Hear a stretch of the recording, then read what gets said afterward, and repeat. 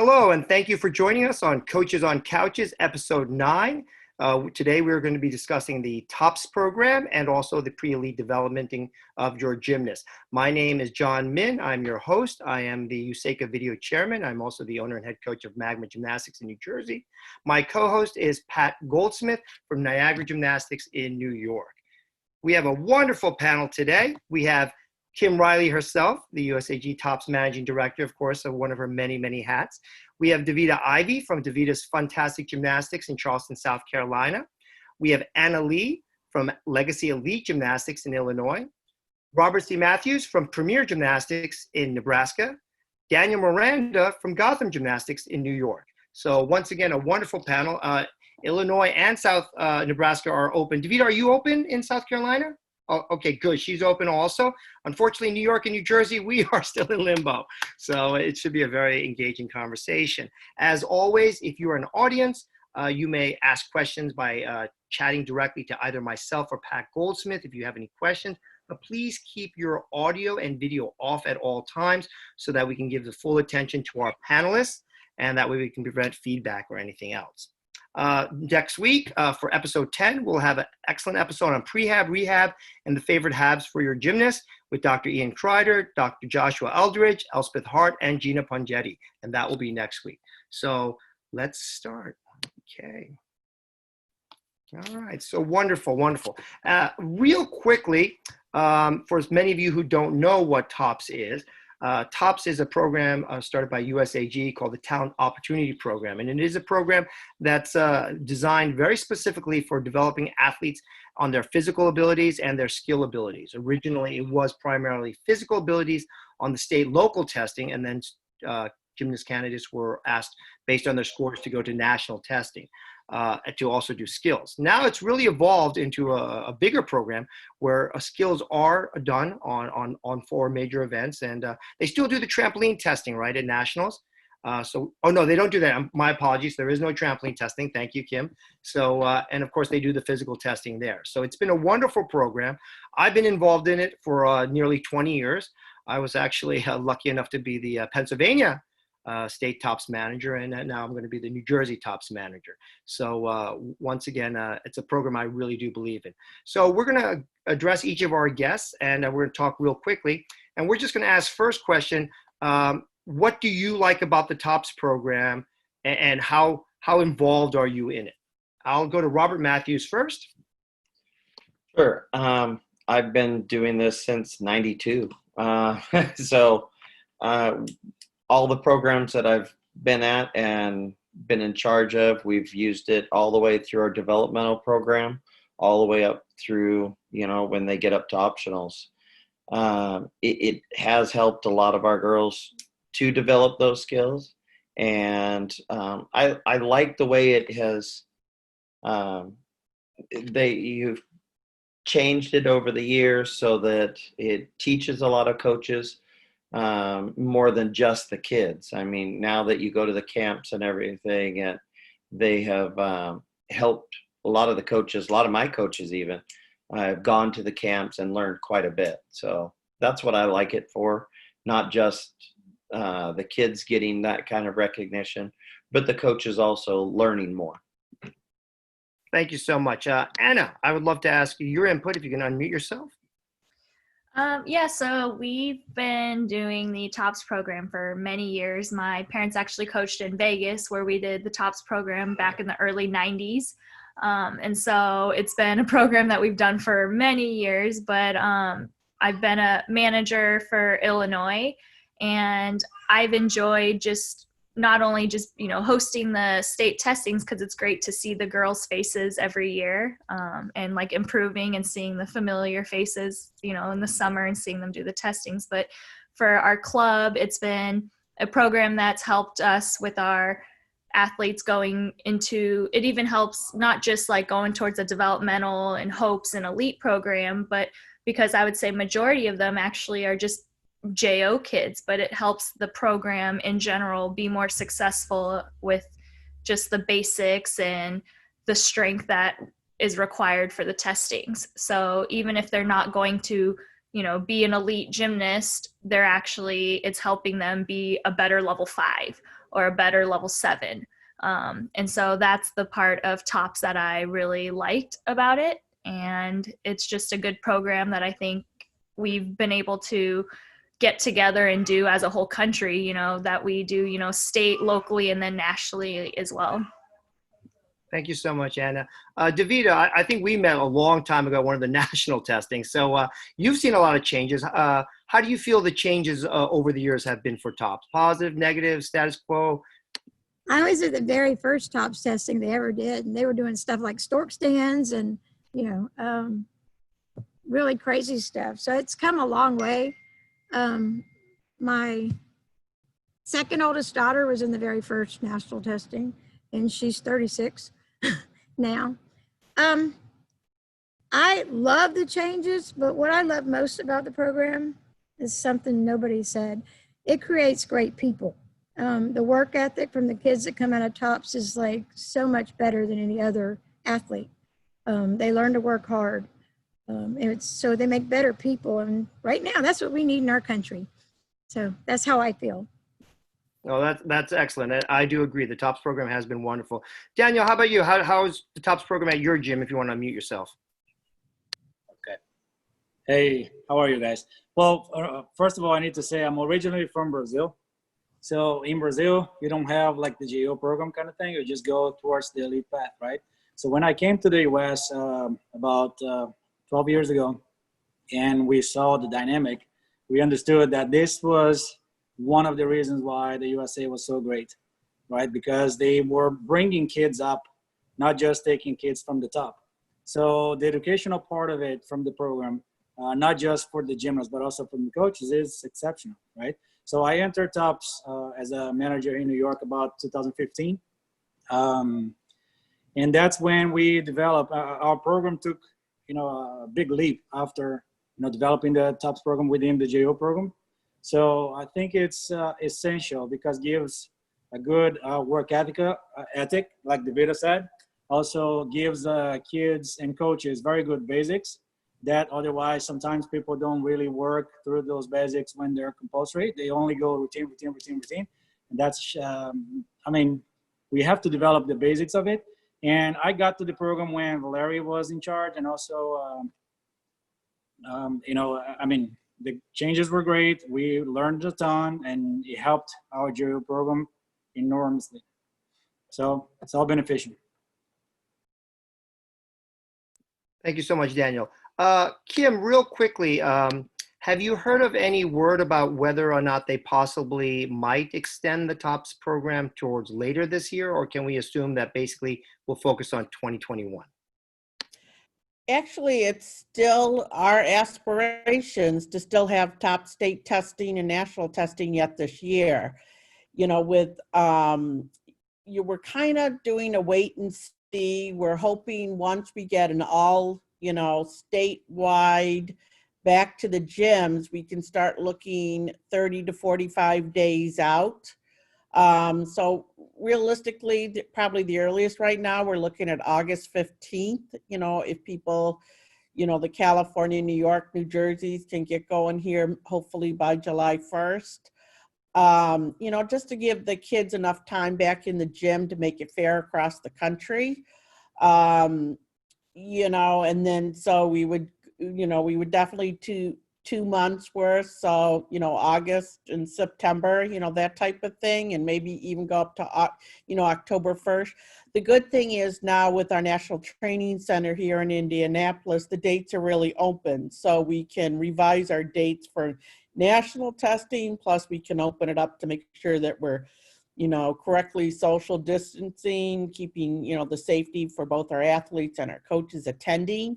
So things like that. You probably won't get talking about it until probably mid-July once we get a kind of a cross-section of what's going on nationwide with all of our clubs. So as soon as we know something, we will post something. Obviously, we'll reach out to our top state managers. The wonderful thing about TOPS is we can turn it around quickly. We can, open it up and within a week have clinics and state testing at the local clubs and everything. The state managers are really great with that. We'll just make sure that we include enough testers so that there is social distancing and we're following all the CDC guidelines and keeping our athletes safe. So it is still our hopes that we'll still have a top season this year. That's actually wonderful. And following that up, I'm going to go to Anna. How are you engaging your athletes? Are you having them starting to train again now, or are you going to wait a little bit, or with your TOPS athletes? Right now, they're just doing regular training just to try to get back into their normal skills and the feel of all their events. So we haven't fully just focused on TOPS at this moment. But I mean, most of the strength and conditioning that our team does pretty much follows the TOPS and the national team program. So it's similar that they still are working on it, but we haven't been able to set aside just a special TOPS time right now, because even our whole team is just kind of like limited on a couple hours and then switching the groups because we're limited on space and wanting to sanitize everything, at least this first beginning phase of opening up. Okay, thank you, Anna. And then going to Daniel, who unfortunately your gym is closed. How are you actually handling the TOPS training and engaging with your TOPS athletes? Yeah, that's been very interesting. Well, first of all, I want to thank you guys so much for having me here tonight. And it's honored to be here with everybody here. I didn't say that before, but basically we engaged in a platform called Gotten to Go. This is basing all our online programs, and we made curriculum for everything we do, right? So we like to document everything we do. We like to organize and systematize everything we do. So basically, we created a program that all our gymnasts are currently into that, right? Not only the TOPS program, but everybody's following the strengths, the skills, the drills for the skills at home. So we're trying to maximize all the time we have with everybody we have, because we know the strength is the basics and the priority at this point. And when they come back, we're gonna also take, like Analia was saying, we're gonna take 2-3 weeks to go through a bunch of basics, and then we're gonna start analyzing who is really ready to go, and because I mean, it's not an easy task, I have to say that, right? It's not an easy task, but if the kids are safe to go, we're probably gonna follow through with this. But it's challenging, it's very challenging, because we don't know when we're gonna be open. Exactly. Same in New Jersey. We've been doing the online Zoom and stuff, and of course, encouraging our TOPS athletes to train, but it is definitely a different environment, training them through the virtual rather than being there in person. So Totally. how about you, Robert? How are you guys handling your TOPS training at your gym? We usually do about a couple times a week. I have a younger group, and then I have an older group. So, and so they are already starting to work toward those things. A lot of our conditioning is in our regular program, so they're getting most of that in their regular program. But same with Anna Lee, we're just only allowed to be in there a couple hours, so getting everything going is the difficult part. And now we're trying to add a little bit here and there, and hopefully in the next couple of weeks we can even add more to it. So that's excellent. And I'd like to also talk to Davita. How is your TOPS training coming along? Wonderful. We do 1:30 to 6:30 every day. I have mostly young kids. I have one 9-year-old, and the rest are younger. But we are doing our TOPS like we did before. It didn't start out that way, but it is that way now.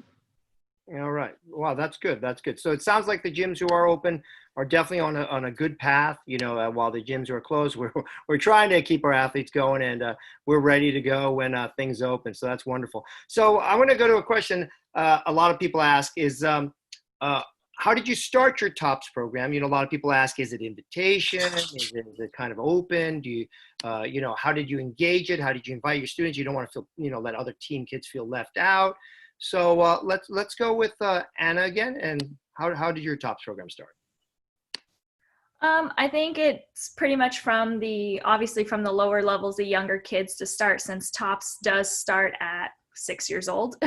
And that is probably the difficult part of, starting up your program, but basically just finding a group of kids and just incorporating the top strength program that, we follow. And then the difficult part now is when they added in the skills section, because a few years ago they didn't have the skills section. So it was easier to just take a group of kids and just work on the strength part. But incorporating that skill part, like bars, which is like the hardest part for everyone with the swing half turns and, things like that. But just basically finding a group of kids, then I think it's easier when you have a group instead of just, picking out one or two kids, even though, everyone's at a different level, no matter what level you're training, whether it's tops or level 5 or level 8. But having a group to do it together is really helpful because it is a lot of work for a young kid. The TOPS program is asking them to do a lot, and it's really hard. So having a group do it together makes it a lot easier for those kids at that young age. I think that was like the most successful group that I had when I first built up a new TOPS program when I came out of, after 2012 London Olympics. I had a whole group and I brought 10 kids to national testing with me. It was this fun group of 10 young kids and they all made it. And it was just exciting to have them all do it together, struggling together with their leg lifts and struggling together with their kip cast handstands. And it was just repetitive, but it's what made them have awesome basics. And now they're awesome level 10s that, got to go to Nastia Cup many years later.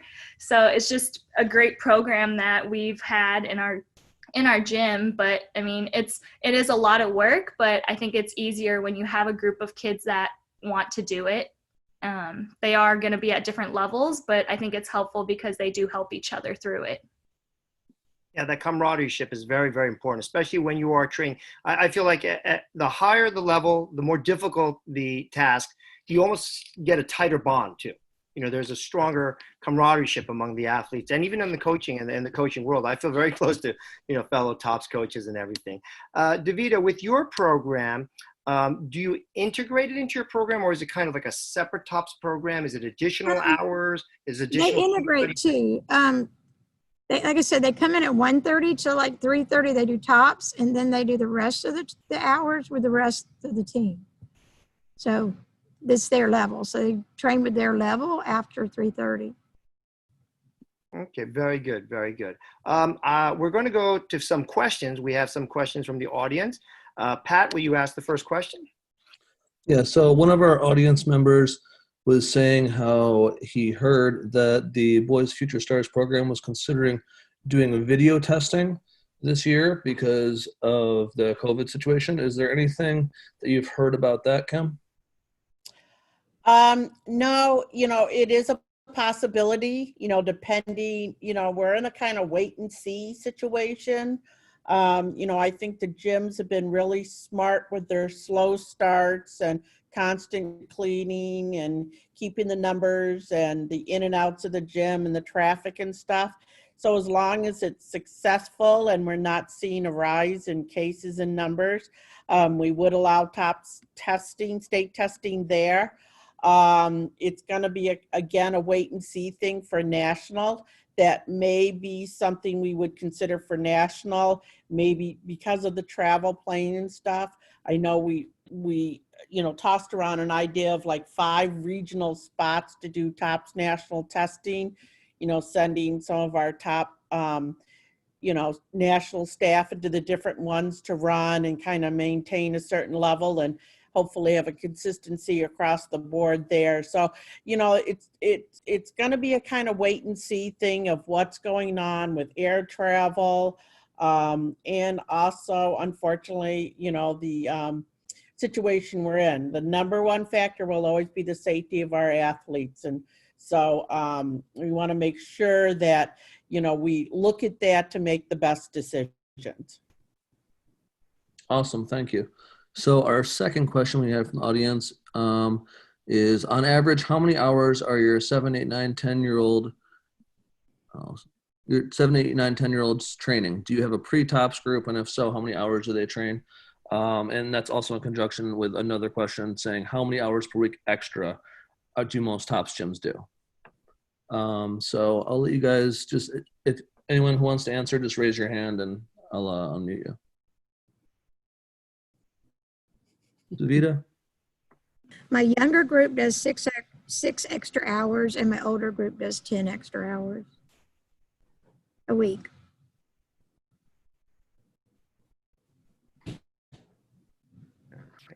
Anyone else want to give us your secret hours? Okay, Rob. We do.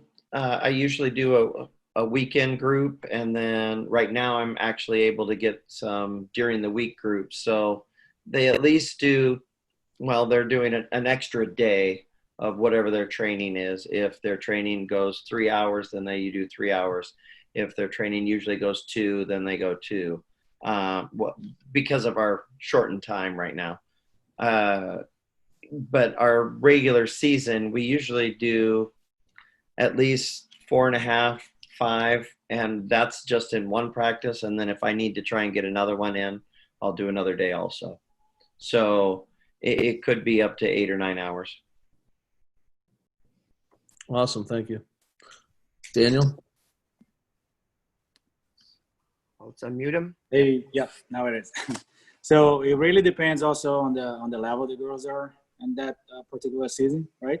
But usually we, when the kids are 8, 9, competing tops 8, 9, they usually practice 4 hours more a week, right? It's like only Saturdays. But our optional gymnasts, all our optional gymnasts have the option of training Saturday as well. So it's not an exclusive practice, really. It's just extra hours they can go to. But if they are practicing for tops, they have to attend those 4 hours. Now, for the optional kids in that manner, it's optional for them, right? Most of the kids do, but it's very optional. Now, when they grow a little more and they go to invite camps and hopes and all that kind of stuff, yes, then it demands a little bit more hours. So we go up to 30 hours a week, let's say. Great, thank you. Okay. I remember when we used to originally do tops back at Parkettes, we actually integrated fully into our program. So most of our girls who were doing it, especially the optional girls, just did it in their extra. We just did a lot of conditioning within their own time frame. Later on, we did expand that. We eventually, started homeschooling a lot more kids, and then, adding those hours. So we used those additional hours. And of course, when kids were getting towards top season, we would focus more on the top skills and the training. When I moved to a smaller gym at Paramount, we made it a supplemental program where the girls started at 2 hours in addition to their normal training. They paid a separate fee, and then we went to 4 hours. Now I've gone kind of backwards at my own gym, Magma, where it is kind of integrated, because I do believe the tops conditioning and the base programs are very important. I even use the Hopes compulsory program, I'll be honest, as a fundamental program for even my optional girls who are not doing Hopes to like teach the kids. So I've always been a big proponent of all that. So, and it was kind of interesting because just recently on one of the Facebook threads, the big conversation was ropes. Should we get rid of it? Is it torture to the kids? Is it a good thing? Of course, I defended it, telling all the pluses, both physically and mentally. Getting up that rope as a little kid, it's a challenge. And, doing proper techniques and stuff. So let's go to that avenue next and talk about the physical abilities, the testing. Of course, there is a preponderance towards the handstand, of course, as we know, the presses, the holds, the cast. So what are some of your favorite attributes of those physical testing? What are some of your secrets to training those physical testing? Okay, we're going to give away some secrets today, all right? So Anna, let's start with you. Well, I don't think there's really any secrets besides just doing a lot of it. And that probably is the hardest part for the kids. But I think the secret to trying to motivate them to do it is just making it fun and making it some type of challenge for them to reach and small goals. So especially like the younger ones that can't make it up the rope, like myself when I was younger, I could not climb the rope. That was like my downfall, was just like making goals for how many steps they can make that day and try to pass that, like 3 steps one day for the little ones, and like make it a goal to try to get 6 steps up the rope. Just small little baby goals, and things like that. But other than that, I would say there really is no secret besides just having to do lots and lots of it. Same with all the skills for it, because it's very challenging for the little ones to do all the skills, and it's just repetition and getting them to be excited and want to keep trying. Thank you, Anna. How about you, Bob? Yeah. Years ago, when they first started doing the ropes, I had some girls, and they were doing, getting up there in 10 seconds, and we had gone to the national testing the year before, and there were girls doing 7, 8, 6 seconds. And we're like, okay, wait a minute here. So we went back to the gym, and I added 2 ropes. So we had 3, and then we'd have races. And all of a sudden, it was funny. We did it on accident one day. I had just put more ropes up, and we were just kind of having fun. And I said, well, let's have a race. And I happen to be timing it. And these are girls that couldn't get past 10 seconds. And all of a sudden they went like 5 seconds, 6 seconds. I'm going, okay, perfect form. You're doing it that fast just because you're racing. And that just shows that some of the tops things, that'll get them to push a little harder. I mean, when that at national testing, there's girls going up that rope in 5 seconds, that will get your girls to, all your girls, even my level 10s, they still do, some of them do 2 ropes in a row, and they do it in like 12 seconds. And you're going, how is that possible? It is, if they want it, they're going to do it.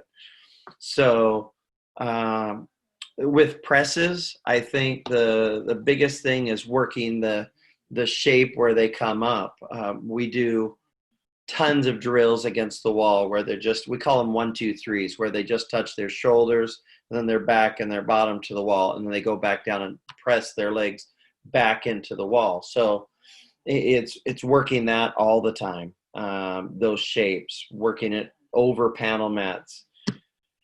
Leg lifts, we break it down to on a slant board for the little ones, and we go by speed sometimes. Other times we're doing usually always form, but we'll go speed and an angle, or we'll go down and just doing the last part or something like that.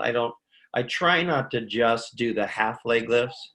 I think you need to do things like straddle ups and switching and full leg lifts, just because you don't want to just hurt those hip flexors on that last little bit. So those things, and then everything else is just every day. Casts are every day. You got to spot them. You have to get in there. And right now we're not supposed to spot. So that has been a challenge. We've used a lot of handstand trainers. So one of the things for us opening was that we didn't do much spotting or no spotting. So, we do it if the kid's going to be dangerous anyway, but otherwise that's our limit right now. So hope that helps. No, that was excellent, Bob. I do find that the ones who really do thrive on the conditioning and love it, it's a challenge. And, and when they're self-challenging and challenging against each other, it's actually miraculous how strong and fast their numbers can improve. But we must always stress the form, because I've heard too many stories where, the girls do really great at the state testing, and then the national tester, oh yeah, they can really beat them up on the form. So we have to stress that. Davita, what about you? Any secrets to your physical? I brought these just so I could show you. This is one of my baby tops cards. I don't know if you can see it, but each kid has a card, and whatever I think they can do is on that card. And each time they complete a card, I add more. So they have goals. And most of it's top stuff. Like when I start the babies, they only do like 5 reaches on the rope, and they don't have to do it. They do a straddle L. They can straddle the rope. And as they get better, I add the 9 reaches and so on and so forth. So when they actually do it like we're supposed to do in tops, they're pretty good at rope climb. But each kid, that's one of my newer kids, and this is one of my better kids that's been doing tops in a while. The stuff gets harder and they get more stuff. The hours that they're in here, the 2 hours, they have to complete this. And they're very good about completing their cards. They know that's what they have to do. It's very time consuming for me, but they have a written goal and it takes 2.5 weeks to do a card. And then we go to the next goal. And so they're learning goal setting. To me, that's important.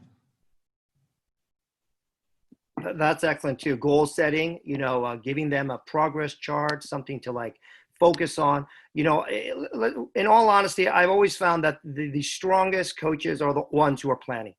They have plans, they have lists, they know what they're doing. Not the, I hate to say when I was a younger coach, I just used to wing it. But, you really do have to plot and plan. I still remember, I think it was Mary Lee or one of the other coaches, they said literally they would like plan out their whole season, the entire year. And some would even go as far as planning their whole career. Of course, as we go in the future, it gets a little bit broader, but we see that. Daniel, your secrets to physical testing, if you don't mind, unmuting yourself. Yeah, sure, no problem. I think the trickiest at national testing is the cast handstand, right? That's where everybody gets like, no. But like we were saying, John, the most important, we do things in phases, right? So we plan our JO periodization. And then from our JO periodization, we extend to the periodization for the top season or whatever hope season, whatever it is that's coming after, right? And that's for the year. So we have the yearly program ready to go. And then from there, what we do, we break down the skills they have to learn and the phases they're at in the periodization system, right?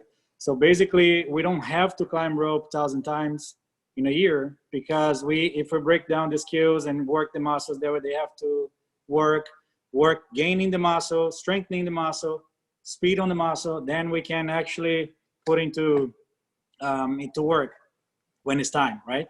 Now, when something like this, we have right now the COVID hit, it messes everything up, right? So now we have to go back and replan everything and see actually what we're gonna be doing. I don't have that answer at that very moment, but like you were saying, we do try to plan everything. We have the periodization phases and timings for all. I think we got really, really good at handstands and press handstands because we work the shoulder blade, we work the lats muscle. We try to be on point with those muscle groups there so they can actually develop up to the skills. But like we were saying, because the TOPS is so integrated into the program itself, when they actually have to go to test, they did 4, 5, 6, 7-year-old. So 7-year-old, they already doing this for almost 4 years. So at 7-year-old, they're probably gonna pass the physical abilities. And then at 8, we hope they have the skills for 8 and so on and so forth. And we try to be ahead of time on that by planning. Not always work, but most of the time we're being successful at it. Even though,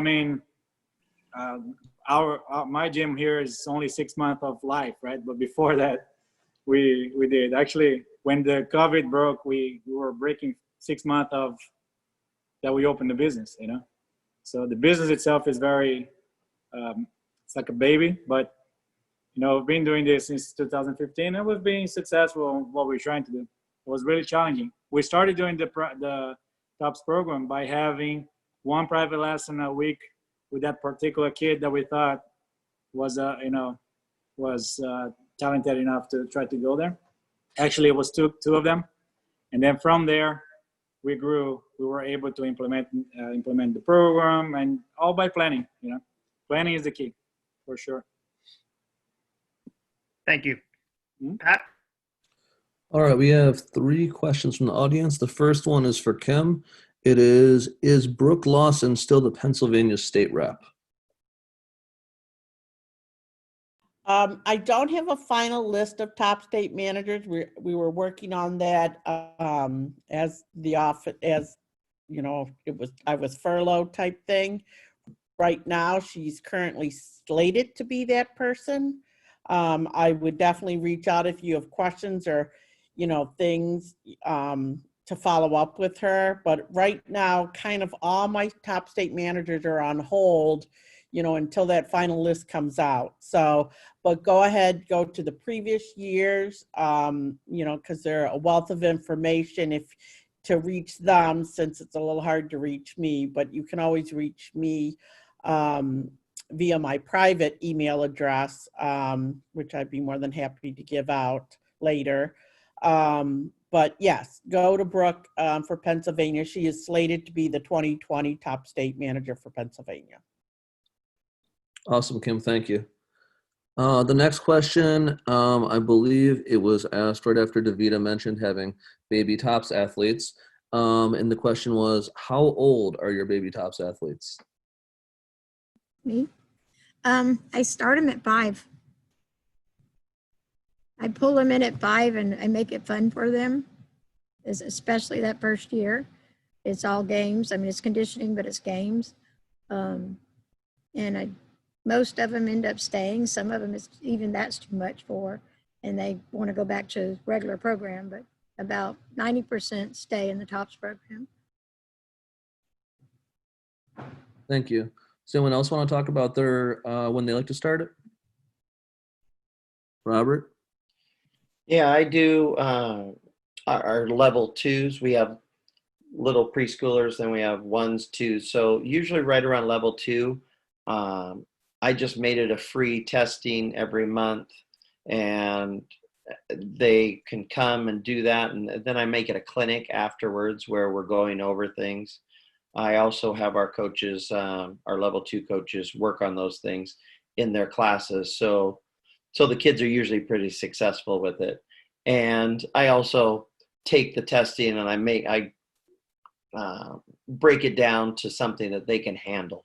So, and some of the kids in there are 4, 5, 6. So most of our level 2s are 4, 5, and 6 years old. So we don't really have any kids older than that in there. So after that, when they get to level 3, any gymnast in the ages, even if they're 10 years old and they're a level 5 or 4 and don't really have the skills for the 10-year-old, if they choose to come to the workouts every week, then I'm not going to stop them, because they're getting stronger, they're getting better basics, they're having fun, they're getting that camaraderie. So even if I know they're not going to make it to national testing, I would still invite those kids, because I could still get something.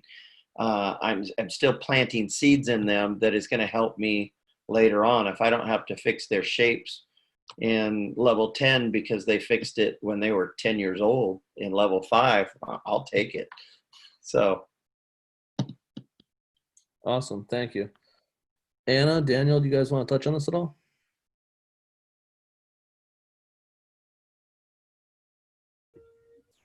Yeah, so we've actually done it all different ways throughout the years, for like kind of how Daniel was saying, like there's different levels of where the kids are at. So some of like the compulsory ones will probably train more with their levels, but target more of their TOPS program and skills during their regular workouts, versus the girls that are a little bit older or in the higher levels that are maybe like 9-year-old, 10-year-olds that can do level 9 skills. They're in kind of a different training group where they have more hours. So we've done it different ways in our gym, but both have been successful.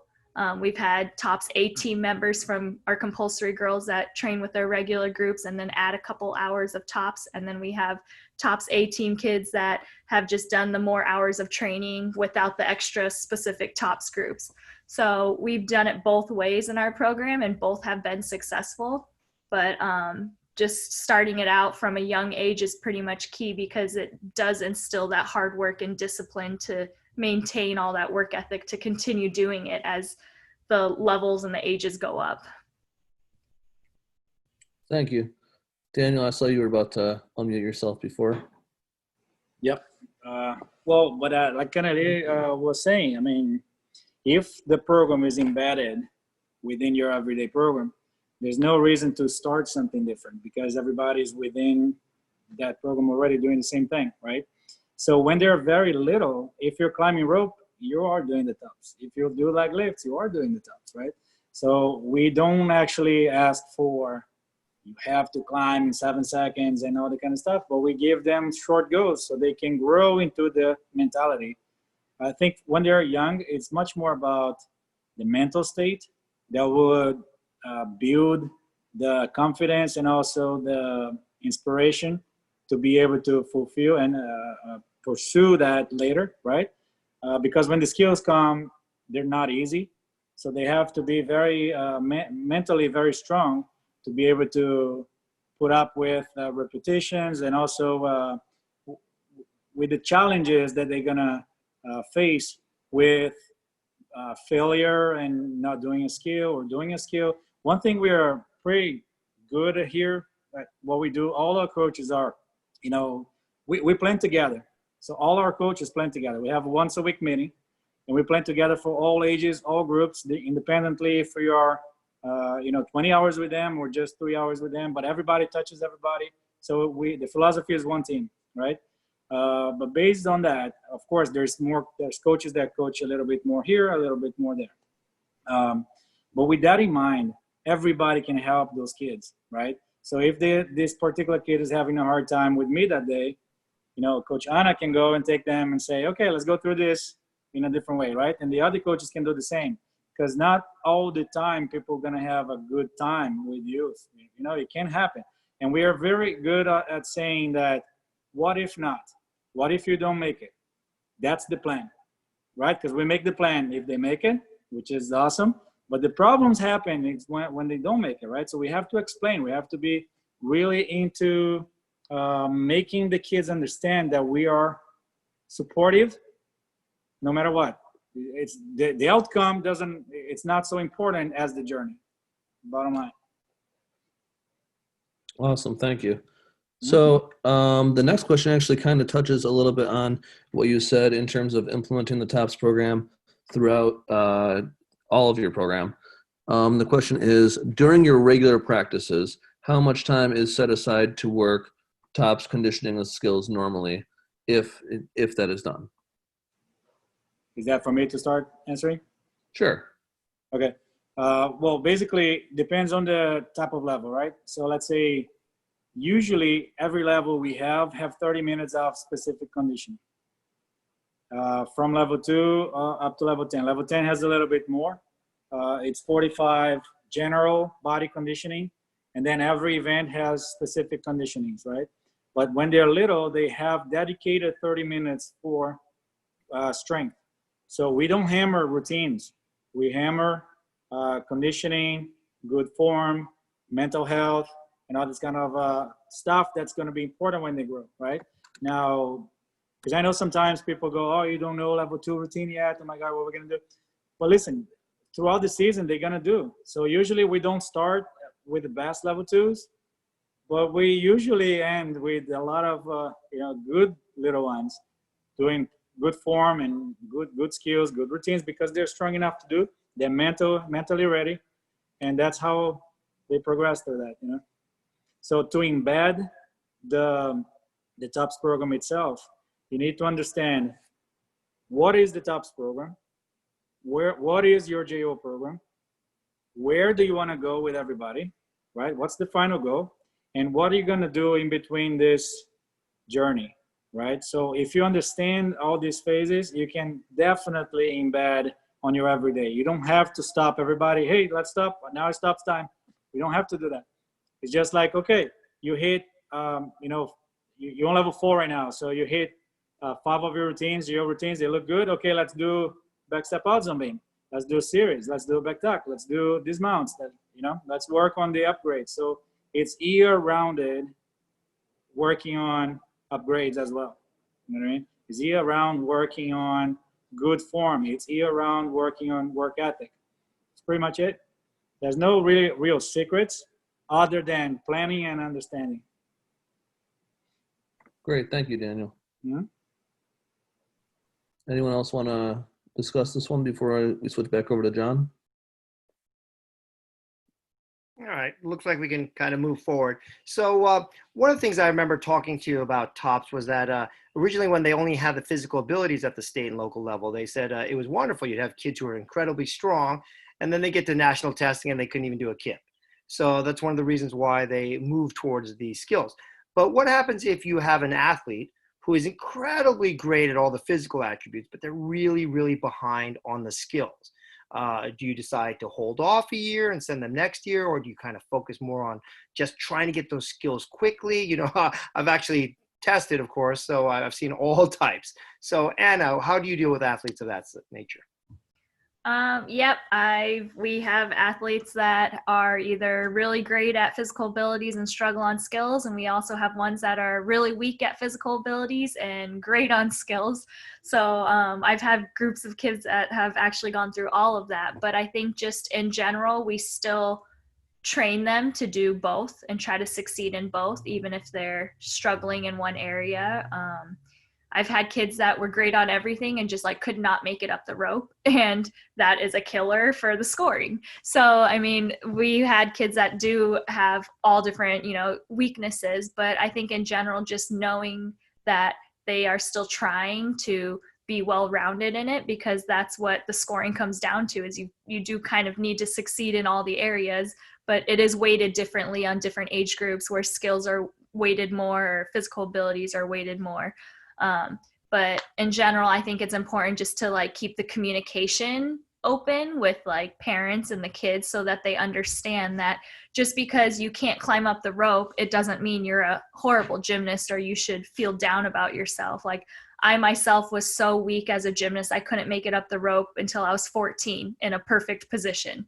And that's no lie. So, and I was a great bar worker, but I couldn't climb the rope. So just things like that to get families and kids to understand that just because, they are asking for you to climb the rope and have a blind at 10 years old and, all these skills, that there's a lot of fear involved too. So they just need to know, it is a program that's going to push you and help you become a better gymnast, but it's not something that's going to define you at 9-10 years old.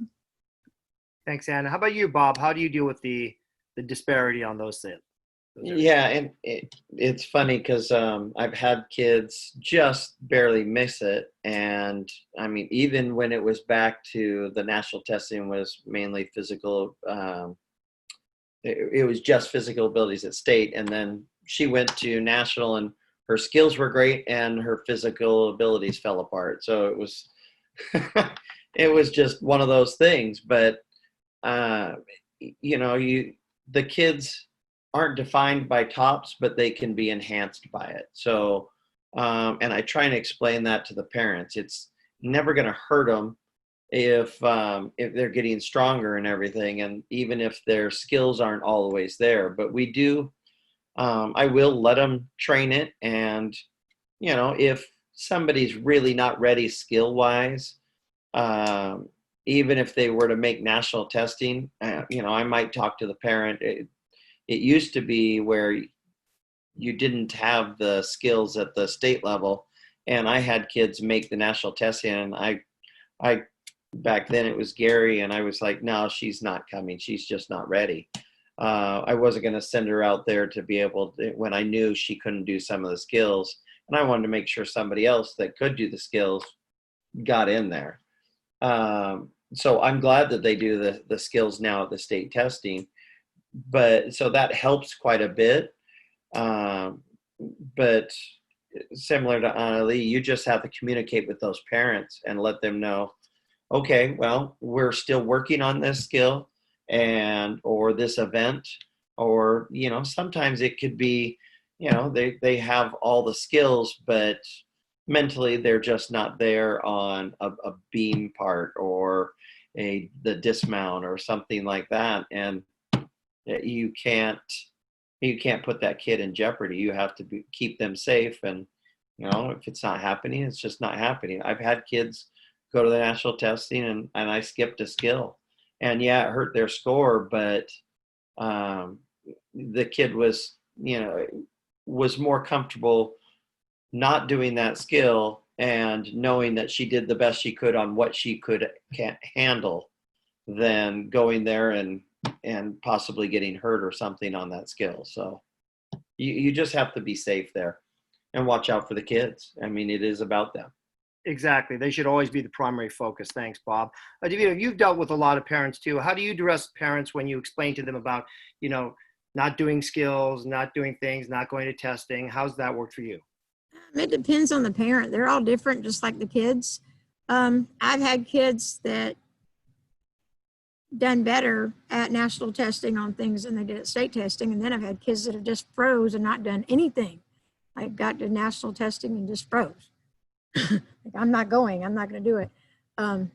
Which is very, very hard on you. But, and 3 of my 4 daughters went to national testing. So I've been doing it a long time. As far as how each parent, you have to handle differently, just like you have to handle their kids. Some of them, you can point blank tell them how it is, and others you have to be really careful because they'll take offense. I'm in an area where there's almost a third of the gyms in South Carolina are in my town. I have to be very careful. Thank you. Thank you so much.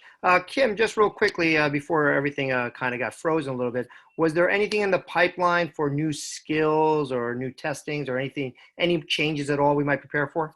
No, TOPS is run by the IEC, the International League Committee. Obviously, their focus have been on our national team, especially our senior girls, and preparing for Tokyo. So everything kind of took a back burner. I know, at this late time, they wouldn't make any changes. So we're, it's status quo as to whatever happened in 2019 will happen in 2020. There are no, new changes or clarifications or anything like that. So, that's kind of a good thing. So, just moving forward, going back to a couple of things, when I do the top state parent meeting, I constantly talk to the parents about how it is a marathon and not a sprint, but I always kind of tell them the stories that, Kayla Maroney could not do the rope climb. She always got 0 points for it at TOPS. And, Simone had problems early on with her handstand. So you just never know what the outcome is. And, now as I go to judge the Nastia Cup and even NCAAs, and I look down. I mean, every time I see a press mount on beam, I always go, TOPS kid, because that's the only person who has the confidence to do a press mount. But it just takes them along that journey. I mean, even the Excel kids, JO, Excel, everything. I mean, not every kid is destined for that elite path, hopes path, but I think TOPS helps them along the way with the discipline and just the commitment and everything like that. And it's just that little extra edge that it gives them, the confidence in everything they do, not just in gymnastics, but in life. So I think it's a great program and why it's been around for 28 years and been very successful. Those are excellent points. I used to tell my gymnasts, I teach you a giant, I'm helping your bars. I teach you a great handstand, I'm helping all your events. And they really do cross over. I mean, the foundations of most of the events are really just all linked together. And one of the problems I do find when I speak to TOPS, to other gyms who don't have TOPS programs, they always seem to go, well, isn't that for the elite track? I don't want an elite gymnast. I'm not an elite gym. They don't kind of see that picture that there's benefits to it beyond that. So Daniel, how do you address that when you speak to parents who go like, oh, my daughter doesn't want to be an elite, or when you talk to other people about TOPS? This is very interesting, and we are working on a clarification system to parents as we speak. We're getting the time that we are closed now to actually develop an entire language for the parents to understand what is it that is not different and what is it that it is different that you have to understand. So because sometimes they grow up to a certain point and they be like, oh, but my kid is one level 2, one level 3, what's going on? So that's the tricky part, right, to explain. But when you have it clear, the path from point A to point B, so it's from the very beginning to the very end. And I know people get overwhelmed sometimes, right? But if we explain exactly the idea of the journey, it's more likely they're going to listen to you, right? I'm not saying this is perfect, but you gain the parents' trust to listen to you when it's time to discuss this kind of thing. But you also have to create an open communication so the parents can actually inquire about that, right? So this is what we try to create here. Every parent that wants a meeting, I have a meeting with the parent. I don't hold back, you know. Every parent that wants to talk to some coaches, we bring the parents to talk to coaches. Then we make a second meeting with the kid present if needs. We do everything we can to please the parents so they can understand what we do. We don't have any doubts or fear communicating with parents because we are very certain what we are doing, right? We plan everything we do. We have everything written down. If somebody asks for the plans, here we go. This is what it is. This is the curriculum. That's the idea. And I have a story though. I love all the families here, and I think they're all valuable to us. And one of these families wants to have their kid on that path, right? And the mother came to me, and one time, afterwards, was everything okay, right? But she came to me and say, because she wasn't understanding fully, and she's like, at that point, the kid was a little bit more, a little stronger, let's say, right, in a way. But she came to me and said, well, I don't understand why you're picking certain girls because, because my kid is a little more, a little stronger and she cannot do the press handstand, you're not bringing her to TOPS test. I said, there's not related to body at all, but she definitely got to do those 10 press handstands, So it's like the idea of age groups, strength, skills, that's what defines the program, right? Whatever happens after, that's why we are big on the what if doesn't, what if you don't make it, right? That's the path. So we try to show everybody what are the different directions people can be going. So then they be more comfortable saying, okay, it's not that we are a failure, it's just a different path, right? And another analogy we usually do here is like, it's like a Monopoly game, right? People jump houses in different path, in different times, right? So some people collect a little more, some people collect a little less, but everybody plays at the end. Everybody's playing the game and trying to succeed. So like I said before, no matter the outcome, everybody will succeed. And the only promise we make is that we will do our best so they can try to fulfill their best. Thank you so much, Daniel. We are a little pressed for time, so I'm going to go to each of the guest panelists one more time and just address one question. Anna, so if someone came to you, and of course your gym has had much success. Oops. If they sorry about that. If they came to you and said, "Why should my gym do TOPS? Why should my athletes do TOPS?" What would you basically say? It helps your overall program. It builds in the basics that are important for whatever level that you're trying to train.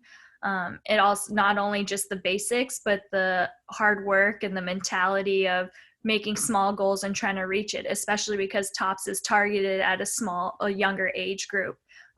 Once you instill that in a 6-year-old, 5-year-old, 7, 8, 9, 10-year-old, they have that work ethic and that drive built in them no matter what type of path they're going in.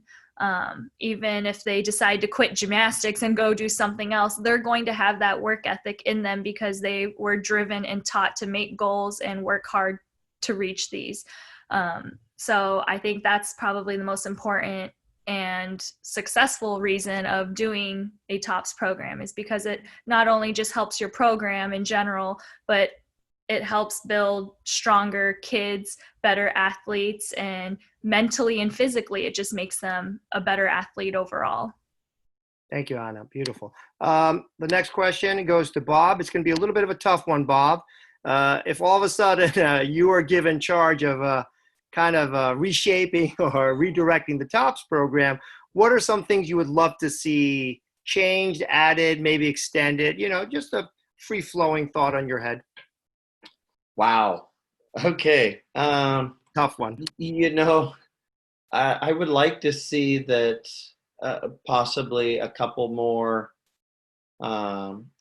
camps, maybe even in a smaller version. Maybe it doesn't have to be 4 days. Maybe it's just 2 or 3 days or something, and possibly 3 a year or something like that.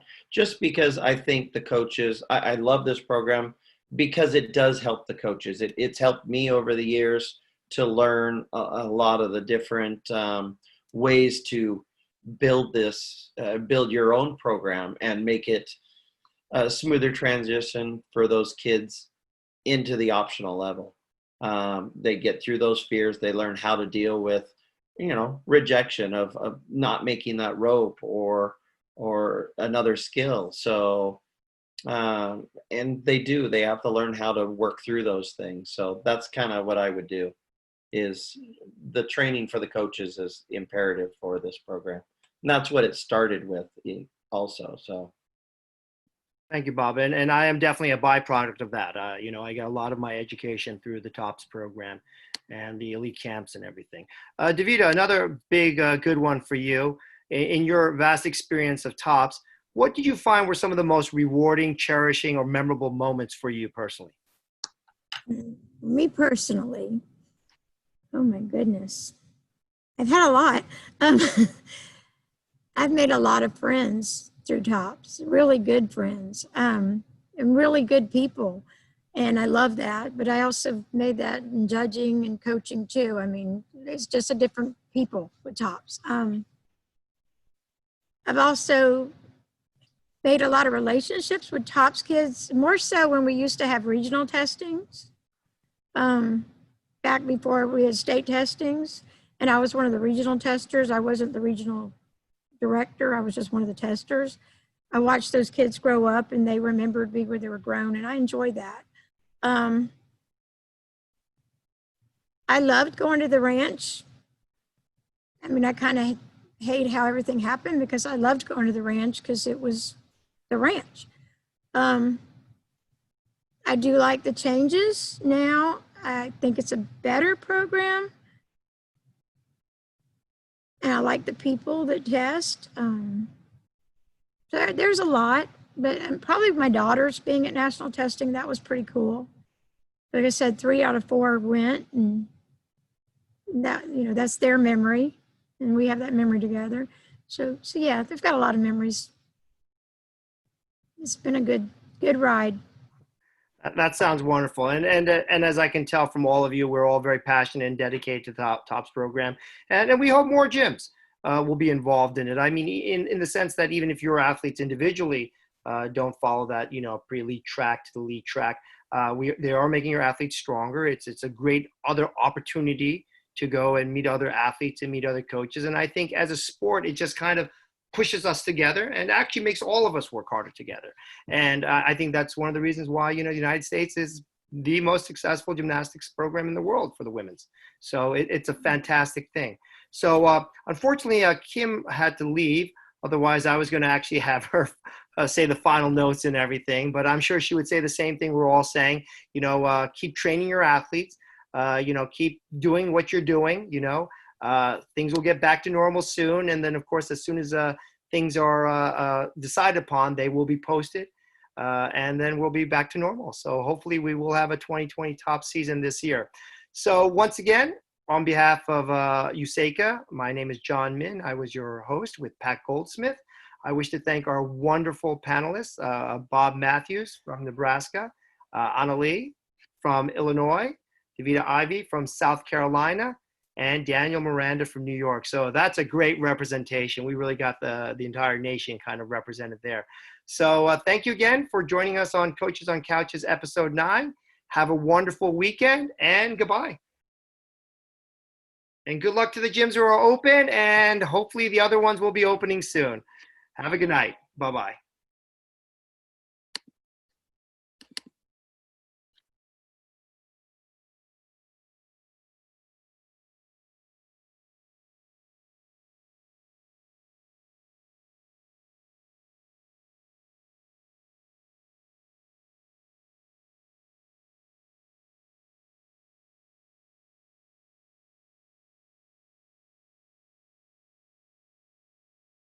Thank you for joining us. This was episode 9 of Coaches on Couches, the TOPS program and the Pre-Elite Development Program.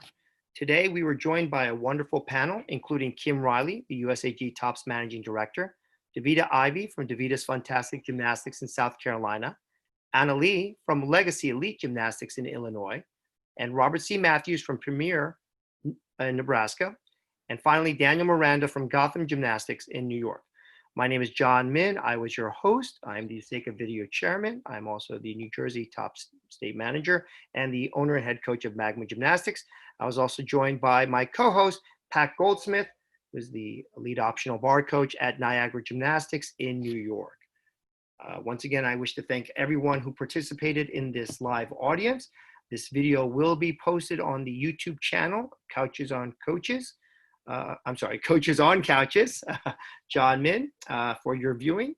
All past episodes are also available on YouTube for your leisure to watch at any time. Next week, episode 10, we have Prehab Rehab, favorite habs for your gymnast. So basically looking at the recovery phase and the prevention phase for keeping your athletes safe. It may take months and years to train skills, but only seconds or minutes for an athlete to get injured. And we want to also make sure that we take care of our athletes and make sure they're properly prepared before returning to the gym.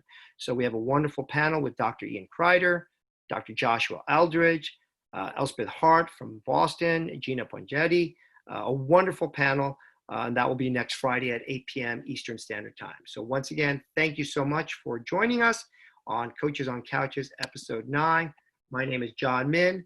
Have a wonderful evening. Kim, is that you? Oh, Kim Riley's back. Kim, can you hear me? Yes. Yes. I actually did close it, but if you don't mind just saying some final words, because I can re-edit this, all right? Okay. I'm going to act like nothing happened. Ready? Okay.